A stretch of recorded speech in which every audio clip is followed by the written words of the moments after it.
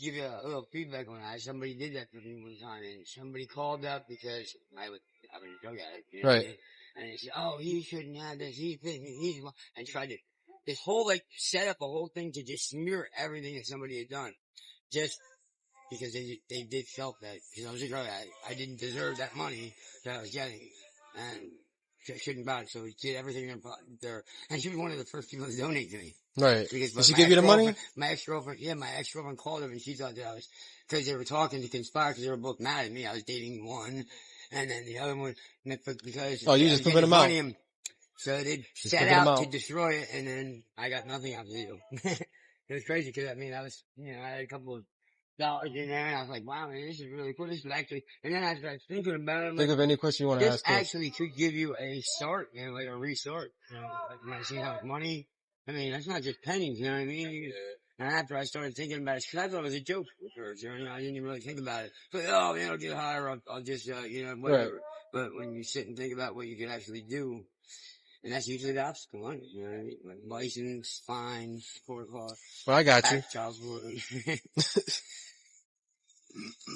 Tell me your name, sir. Ted Williams. Ted Williams. Now how you got here, Ted? How you got in the streets? Oh. Well, I guess getting on the streets is pretty the easiest part. I mean, although I'm not proud of it, I'm a drug addict. I've been doing heroin for years and years. I spent 8 years in the military and, I was injured in the military.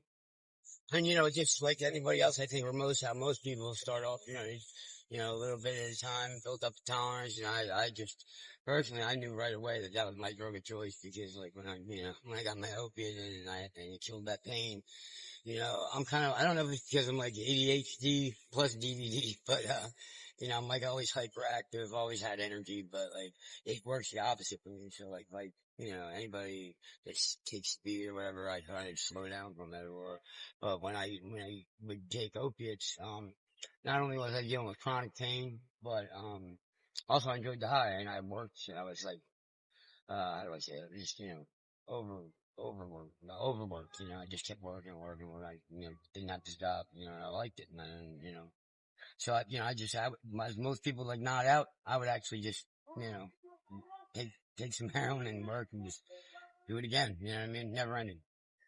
But, and that's, pretty much how I got on the street. So like, obviously the drugs, but I mean, there's a lot more to it, a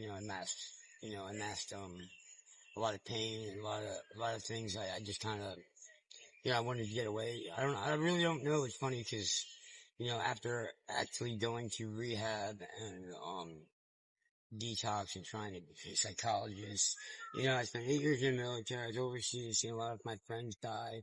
I've watched my family, everybody in my family has been military pretty much. Um, you know, and, God and religion sort of was a struggle with me after I pretty much was in two different, eras of, war. They call it like just how they classify it.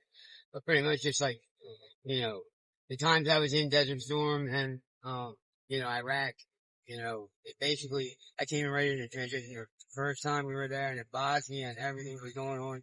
But then, we got post 9/11, so I missed that by a couple months, so I got out in January of '01. But, the thing about it is, we've been in war so much and I tried to set out, like I lost my purpose because I got married young, I had goals, and I fell in love and, that's all I could think about. Staying in the military no more. I was out to be a Navy SEAL. I got stationed in, Little Creek Amphibious Base. I was trained, working out and one of my best friends is a SEAL, David Jacobs. And, it was funny because, I was asking, I just wanted to be a SEAL. That's what I wanted to do, And it's funny because I knew I had a drug problem, so I topped all the piss tests in the Army. That's the only reason I could join the Navy. So I said, well, if I'm going to be in the Navy, I'm going to try to be a SEAL, and, anyway, as it went, I went to boot camp and of course, as my luck, but they had a 2-year program in the military. I don't know if they still have it or if they've ever come out with it again, but it was a great deal. Like 2 years, I could go in and serve. If I liked it, I could just re-up or extend. And if not, I could get out after 2 years, honorably. That's a great deal, cause I could do anything for 2 years pretty much, you know what I mean? So after going to college and, I pretty much ruined, I got made the team, Division One East Stroudsburg Wrestling. I was the third person ever to go to states in Jim Thorpe area high school wrestling. Um, I pretty much should have just, been in college. I'm not a dumb individual. I'm not trying to like brag or nothing, but it's like, school wasn't really hard for me. I never really had to study and, I just pretty much went wide open partying. So the drug addict thing in me, kicked in and, instead I knew I had to do something because I wasted a whole year of wrestling eligibility, you know what I mean? And, at Division One level, and I was like, well, I can't be doing this. So I joined the military and lo and behold, when I go to join the military, I can even screw that up. There I go fucking that up and pop on the fist test. First time I ever did cocaine. And, it's funny because the recruiters thought I was lying to him when he said, this is the only time you ever done coke. I did 2 little clear lines. I snorted them and I was like, next thing you know, um, when I went in for my piss test 7 days later, that 3 days thing is a fallacy. 7 days later, I popped on my piss test. So could you imagine the dismay of my parents when I'm walking back in the door coming from Mets? I'm like, oh yeah, by the way, I know I've been here a year on a delayed entry program, but I decided I'm joining the Navy. And then like chorus, the unison, they were both like, you're joining the Navy. And it was, from me, I guess that was just like that wasn't gonna happen, but and I couldn't tell them that I popped on it because I was like, yeah, I want to see the world, you know what I mean? And, my mom and dad figured I'd be carrying a rifle somewhere doing, that would be my thing. But, anyway, that's what I did is I ended up, joining the military, but I failed piss test. The Navy was the only branch of service that would take me within 1 year. The other branches would take me after 2. But the other way around now, when you're in, if you pop on the piss test in the Navy, you're gone, period. Zero tolerance. Doesn't matter. I guess it's the responsibility factor of killing other people and, if you're, an infantryman, not nothing against them or whatever, but you are responsible for your squad and your brother or whatever, but I guess at the end of the day, if you're pushing a button and killing a whole ship with a, missile, I guess do something that can kill everybody in the main space, it's pretty, there's more to it. But, it's zero tolerance and, you're gone immediately. Well, that again wasn't the case with me, which, I don't know how long you want to talk with this. I can go on forever with stuff, but, anyway, let's get back to the point. What was it again? How I got on the streets? Well, I guess that was, then I joined the military, failed the piss test, for the army, told my parents somehow that, I just changed my mind so they had to deal with me for another year at home partying. You know what I mean? After getting kicked out of college, I maybe went through a summer program or a summer semester, maybe the other semester, but then, next semester I was just like not even going to classes and just partying all the time. And that's when my coke habit started, I started doing that. And that's when I was actually introduced to the needle. And, at that point, because I'm sitting here trying to be all scientific and intelligent about it, but it's just justifying my habit. It's like, well, the hospital, that's how you get your medicine in the hospital. Don't you? They don't, snort pills in the hospital. They give it to you in the needle. It's got to be better. Not that I follow any protocol or do it any. Take any precautions better than as I should that they do there, but it's crazy because I was justifying it that way at the earliest time. And I remember, when I started out, like, I couldn't even, I had, like, veins for days. And, so many people hate me for this. Like, I've been doing it for 20 some years and I still have no problem, whatever. Some people, it's so sad. And I always say I hit a baby in the dark if I really needed to shoot somebody up. I've been doing it so long, with a needle, but I just flat out do not shoot anybody up. I will not. It's one of my rules. I'll never introduce somebody to the needle or smoking crack. This is my flat out rule. And, just from learning and watching things, so many things, it's just, it's very sad to see some people's lives and change in an instant and forever. Some people just, that's all it takes and it's done. All right, Ted. What about family? Do you have any family still around? I do. My mother and father were both still alive, as of a year ago. My dad just recently passed, which really, I was just about ready to make my move, I guess, cause, it's so crazy how many times you make an excuse when not to go in or get help or whatever. But, I was always one to try and, I don't bother going in unless you know, I would need it. Some people go and get their batteries recharged, whatever, but I personally don't believe music and, getting, going even wasting my time unless, I know that I'm going to try and quit or be real about it. And, I always knew that I was pretty much going to get back, get high. So, I don't go and waste my time, or anybody else's for that matter.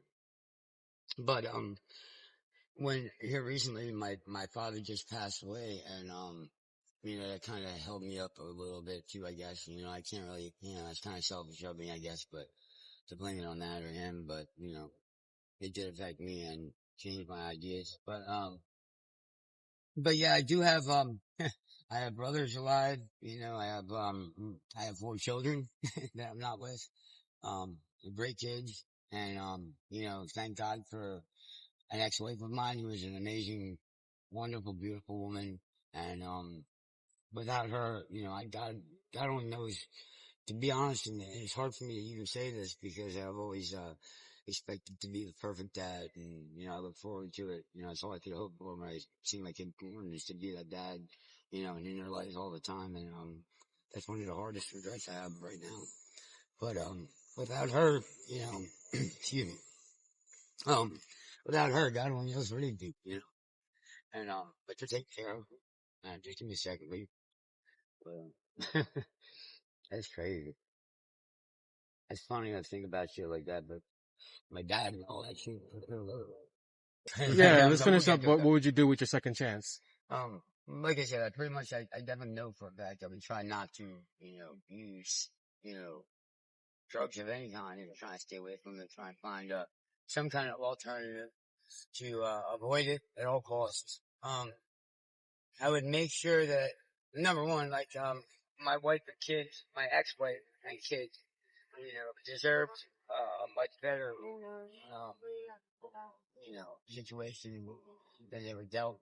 They deserve to have a father and a husband because they're great, they're amazing, and, just seeing them overcome and, you know, be so successful and amazing people turn out to be so, I'm so happy, and it's owed all to, my ex-wife and them personally because, the effort was nothing on my part. I was in her life maybe the first 6 years, 7 years, and, I let them down, and there's a lot of regret there, but they are amazing nonetheless, and, I wish that they'd have, they deserve better, you know what I mean, so it's just one of the regrets. And the same thing, goes forward with my father. He deserved better. As a son, he's given so much, and, you know, because to waste the talent and, the God-given talents that we have and the opportunities that we have, because I didn't come from a rich family or whatever, but, when I look back at it, all those days growing up and I wish I had this or I wish I had that or I wish I was like the other kid, I had it great. At least my mom and dad were married my whole life. I enjoy every day as a family together. I was taught everything I needed to know about life and, the right way. Morally, I was taught right, and I see my parents not even wavering at it. Like, my parents didn't smoke pot, the worst thing they did was drinking. My mom never drank. My life. I guess I've told after I left and years after being in the military, I told she had the first glass of wine at my youngest brother's wedding, which is crazy. I had to see that. I know she was drunk as shit. But, it's crazy because, like, when I sit back and think about it, and, even times I was made fun of for being poor or, but everything I ever wanted, I had. And, and everything that was the most important, I was given and shown the right way. And so, not only did I feel I let them down with, not taking advantage of the skills and what I was taught, but also, God-given talents and I just don't know what, very selfish of me. And drugs will strip all that from you. All. Hopefully if, you like and subscribe, you'll hear more from me. But, thank you.